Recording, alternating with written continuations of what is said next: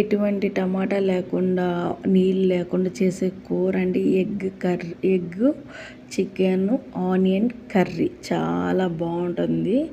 కొంచెం ఆయిల్ వేసుకోండి, ఎండుమిర్చి వేసుకోండి, ఒక 4 కరివేపాకు, ఇంకా ఆనియన్స్ కూడా వేసుకోండి.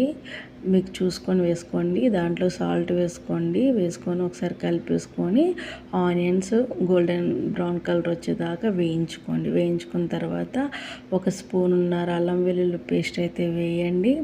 వేసిన తర్వాత అది కూడా పచ్చివాసన పోయేదాకా కలపండి. దాని తర్వాత ఇంకా మనకాడ ముందుగా ఉన్న చికెన్ కడిగి పెట్టుకోండి. నాకు ఒక పావు కిలో చికెన్ దాకే ఉంది. పావు కిలో చికెన్ అయితే వేసేసుకుంటున్నాను. అందుకని ముందుగానే ఎగ్స్ కూడా బాయిల్ చేసి పెట్టుకున్నాను, ఒక 3 ఎగ్స్.